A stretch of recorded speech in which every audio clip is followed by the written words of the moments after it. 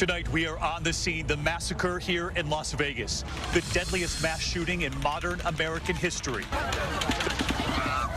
The gunman firing down at thousands who were gathered at an outdoor concert from his hotel room on the 32nd floor. The crowd erupting into mass panic. Some diving for cover, others running for their lives. And tonight, the staggering new toll. At least 59 killed, more than 500 wounded. And tonight, right here, the audio as SWAT teams move in, surrounding the suspect's hotel door. Breach. Police discovering an arsenal of weapons, the shooter taking his own life. A 64-year-old living in a retirement community outside Las Vegas. You will hear from his family right here this evening. A brother in disbelief. Also tonight, hospitals overwhelmed with the injured, hundreds of them. At one hospital, more than a dozen dying after arriving in the ER. Others in critical condition. Hundreds of people lining up for blocks to donate blood tonight. And the faces of the victims beginning to emerge. President Trump and the First Lady with a moment of silence outside the White House after calling it an act of evil. World News Tonight begins now. This is a special edition of World News Tonight with David Muir. Massacre in Las Vegas. And good evening from Las Vegas, and we are here at the scene of the worst mass shooting in American history. A lone gunman from a 32nd floor hotel window shooting at thousands of helpless concertgoers below. On stage, country music star Jason Aldean. The music suddenly mixing with the sound of bullets. Terrified people on the ground. During the rounds of relentless gunfire, they were huddling, and then the pause. They would run for their lives before witnesses say the gunfire would then begin again. Police and first responders rushing in, and in minutes, SWAT teams reaching that hotel room in that building right here behind me. And tonight, the horrific toll now emerging. Just a short time ago, they revealed at least 59 now killed, more than 500 injured. What they've now discovered in the suspect's home, his family, you'll hear from them tonight, and the faces of the victims. But first, what began to play out shortly after 10 p.m. local time right here in Las Vegas. ABC senior national correspondent Matt Gutman leading us off. The chaos unfolding in the heart of the Las Vegas Strip. 10:08 p.m., 22,000 country music fans packed in, enjoying the Route 91 Harvest Festival. But high above them on the 32nd floor of the glittering Mandalay Bay Resort, police say 64-year-old Stephen Paddock was watching. They say he hammered through the hotel's thick windows and started firing on the crowd below. Country star Jason Aldean was on stage, with automatic gunfire quickly drowning out his voice.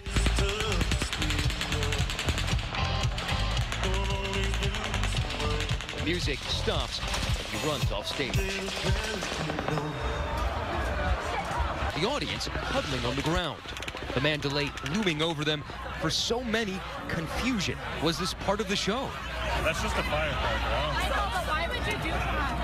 Seconds later, the rapid-fire shooting starts again.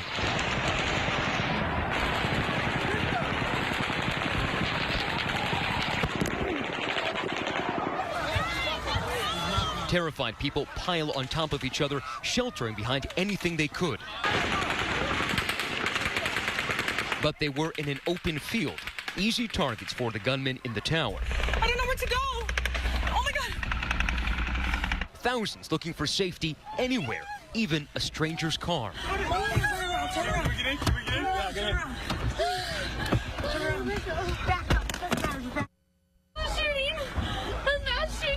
Relax.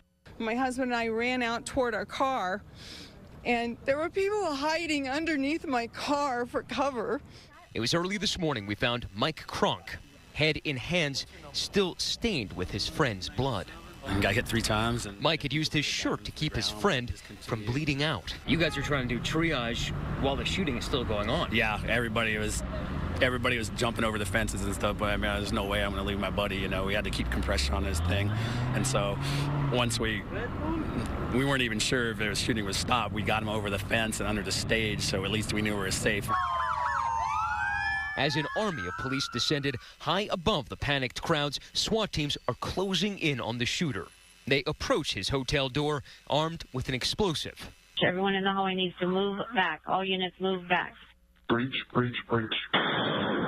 Police say they found Paddock dead inside. he had killed himself. Right now, we need your truck. We just need to get people over to the hospital, okay? Okay. Down on the ground, the sidewalk, now a triage center. The wounded carried on barricades turned into stretchers, even in wheelbarrows. We just saw a bunch of people that needed help, so we just started piling them in the truck. The entire Vegas Strip frozen, total lockdown. The American playground, now a killing field. And Matt Gutman joins us tonight right here in Las Vegas. And Matt, police still pouring over this crime scene. And I know they've told you this is going to be an incredibly complex investigation at each of these scenes. That's right, David, because there are multiple scenes covering several city blocks, and of course there are those hundreds of victims. But perhaps what's most striking about this shooting is the distance between where that sniper was perched in the 32nd story of the Mandalay and that concert below. You can see about 40 yards away from where I'm standing. Those bullets had to travel well over 300 yards to hit their victims at the concert. David. All right, Matt Gutman leading us off tonight. Matt, who has been here since the early morning hours, thank you. And next here tonight, a chilling look inside the attack.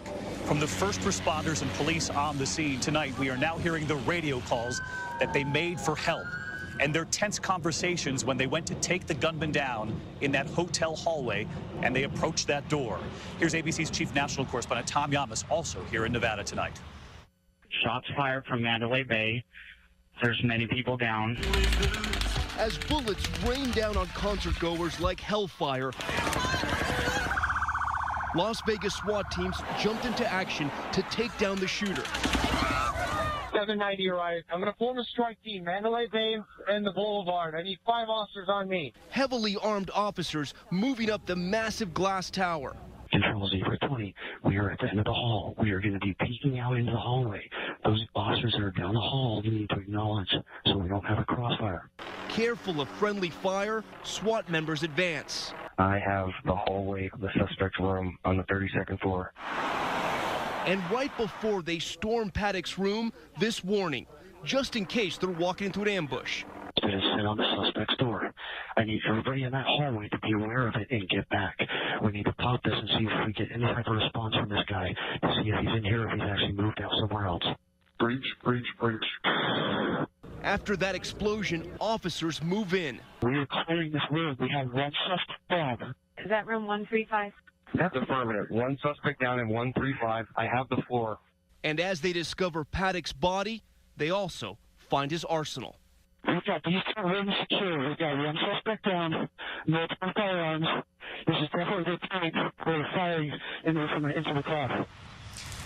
Just incredible work from those SWAT teams overnight. Tom Yamas also joins us live tonight here in Las Vegas. And Tom, we're now learning more about how police tracked down this gunman, possibly from a smoke alarm.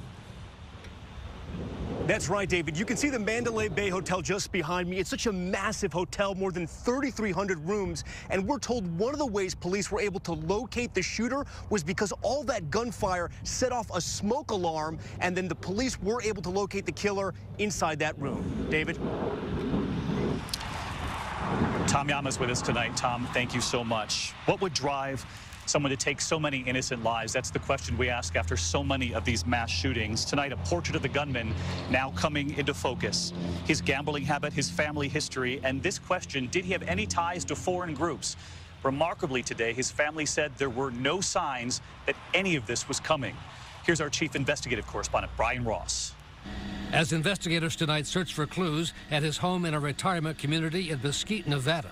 The motive of 64-year-old Stephen Paddock, seen in this photo posted on Facebook by his girlfriend, remains a mystery. We've checked all the federal databases and local databases and state databases, and we had no knowledge of this individual. His family remembers Paddock as a man who grew up without conviction. Steve had nothing to do with any political organization, religious organization, no white supremacists, nothing. The FBI says no connection either to any overseas terror group, despite a claim today by ISIS. We have determined to this point no connection with an international terrorist group.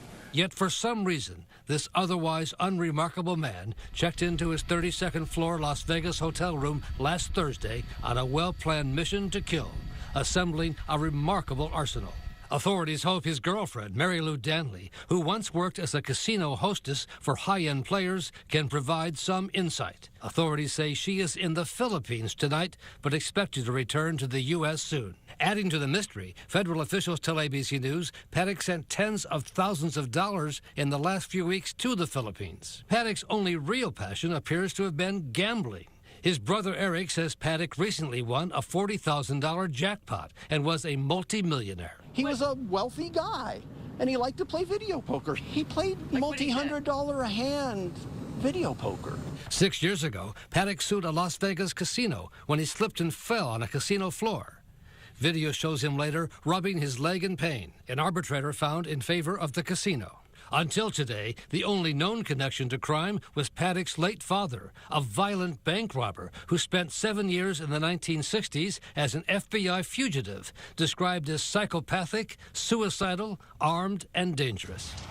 And Brian Ross with us from New York tonight. And Brian, we heard there in your reporting, the shooter's brothers say that he had no political ties, religious ties, no criminal history, even saying today no parking tickets. But he did describe his brother as a multi-millionaire who played high-stakes poker. But even there, no signs yet tonight of any financial problems? Yes, David. Not only did he have real estate holdings, but he's a private pilot who owned his own plane. His brother said that he made his fortune in real estate and by gambling and the stock market. He's the kind of high roller the casinos welcome, often with open arms, David. All right, Brian Ross and your team, our thanks to you as well. And next here tonight to the victims of this awful attack. Officials here say they are still identifying the dead and notifying next of kin. It'll take some time, but we are beginning to see many of the faces here this evening, the loved ones lost. Tonight, we are learning the names of those who lost their lives at the concert here overnight. There was Dana Gardner, former high school cheerleader Angie Gomez, 28-year-old Afghanistan Navy vet Chris Roybal from Southern California. Hannah Allers, a 35-year-old mother of 3 from Marietta, California. Jordan McEldoon from Canada. He would have turned 24 this week. Sonny Melton, a Tennessee husband and nurse on the right. He died while protecting his wife, Heather, as bullets rained down on them. I felt him get shot in the back, she told reporters. Among the victims, teachers, education professionals. Lisa Romero, a secretary at Niamura High School in Gallup, New Mexico. Susan Smith, an office manager at Vista Elementary in Simi Valley, California. Manhattan Beach special education teacher Sandy Casey. Her students in mourning today. It was painful. There's a lot of pain on the campus today. It's a very difficult day in our district. Rachel Parker, a Manhattan Beach police records technician, lost her life here. 2 Las Vegas Metropolitan Police officers were also hit. The sheriff, emotional. One was critical, but he's stable, and one of my officers was off duty attending the concert and lost his life. And amidst the horror, tonight we are also learning of astonishing acts of heroic bravery, huddling together, carrying the injured through the chaos and to safety, using their own bodies as protection. There were men going over their wives, their girlfriends, to block them. There was lives saved. Michelle Schmidt, packing her car with strangers before getting out and calling her own family. I called my husband and I told him that I loved him and my little girl in case I didn't make it. Brian Claypool, trapped in a room with others near the stage. Police officers screamed, "Go, go." And I rallied everybody out of that room. I was determined. I said to myself, these girls aren't going to die. I'm not going to die. I need to get home to see my daughter. This is not happening. Not happening. Incredible bravery, even in the face of that gunfire that simply would not let up overnight. The hospitals and medical teams in this city are stretched to the limit tonight. The MGM Resorts, owner of the Mandalay and other hotels here, offering help to guests and employees. But they also tweeted this today, saying, we are in need of certified trauma counselors. If you can volunteer your time, please go to Circus Circus. And after an urgent call for blood donors, hundreds showing up to help. But even at one hospital here in Las Vegas tonight, they reported that at least 14 of the victims who were brought there for help died after arriving at the ER. It is an incredible scene unfolding here tonight, and ABC's Lindsey Davis is outside University Medical Center in Las Vegas. Tonight, the race to treat the injured. Shots fired from Mandalay Bay. There's many people down. Concert goers became first responders overnight, pushing the wounded any way they could to get them help. So many rushed to area hospitals. It was nonstop surgery after surgery until about 4:30, 5 o'clock this morning. Hospitals and doctors overwhelmed with hundreds of patients. We brought in extra trauma surgeons, extra critical care nurses, extra even EVS folks to make sure that we were keeping the trauma center clean to be able to move our patients through quickly. Nevada's governor today made an urgent plea. We need blood, so if anybody can contribute blood. And now so many are responding to his call. I heard this happen. The least I could do, give my blood, and I'm an O negative, so my blood is actually the universal giver. Some are reportedly waiting up to 5 hours to donate. You can see, I don't even know if you can see how far this line goes. It is incredible. Lindsey Davis joined us tonight outside University Medical Center in Lindsey. Some of those doctors we learned had just received some training that proved critical in their response here. That's right, David. Many of those doctors recently had just undergone training with a physician who was on call in Orlando the night of the Pulse nightclub shooting. And he was able to share with them what worked and what they could have done better. David. Lindsey Davis live here in Las Vegas tonight on the incredible work doctors and nurses are doing in this city. There is still much more ahead on this special edition of World News Tonight this Monday, the killer's arsenal. What we have just learned tonight about the heavy artillery discovered in that hotel room on the 32nd floor. Sources now revealing the assortment of high-powered weapons capable of slicing through body armor worn by police. What else police reportedly found once they were inside, and also the discovery at his home here in Nevada. Learning that late today. And President Trump and the First Lady with a moment of silence outside the White House after the president called this an act of pure evil. Our team coverage continues here in just a moment. We're going to turn next tonight here to that discovery on the 32nd floor of Mandalay Bay, the hotel room filled with weapons, and what we've just learned about that heavy artillery. Here's ABC senior justice correspondent Pierre Thomas tonight. Tonight, investigators focusing on the killer's arsenal. The shooting from the 32nd floor coming from at least one rifle functioning like an automatic machine gun. The gunman firing bullets continuously. Listen. The unmistakable sound different from anything we've heard from all other recent mass shootings, none of them involving fully automatic guns. We are still going through the search warrant actively at this time, but it's in excess of 10 rifles. Sources now telling ABC News Paddock had at least 16 rifles and handguns. One of them an assault rifle, modified to fire like a machine gun. Sources say some of the rifles were high-powered, capable of slicing through police body armor. This is a classic WMD. This is a weapon and a man of mass destruction. We examined the first 90 seconds of the massacre, hearing nearly 200 rounds fired, hundreds more within the following minutes. Paddock took brief pauses, likely to switch weapons or reload. The killer perched more than 300 feet above, the packed crowd 1,100 feet away, providing a shooting gallery for the killer with a crowd of easy targets requiring little skill. Disturbingly, a law enforcement source tells ABC News a camera was discovered in the room, suggesting the gunman may have recorded himself. Late today, this gun store in Mesquite, Nevada, confirming that Paddock purchased guns here. The store is saying he passed all necessary background checks. It's unknown if these were the guns used in the rampage. David, as the search continues, authorities found an additional 18 weapons and an explosive called Tannerite at the suspect's home. David?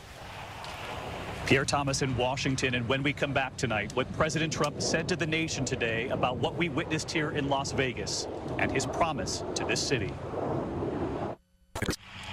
Next tonight here, a somber President Trump addressing the nation today, calling the massacre here in Las Vegas an act of pure evil. Here's ABC senior White House correspondent Cecilia Vega. In his address to the nation today, President Trump striking a somber tone. It was an act of pure evil.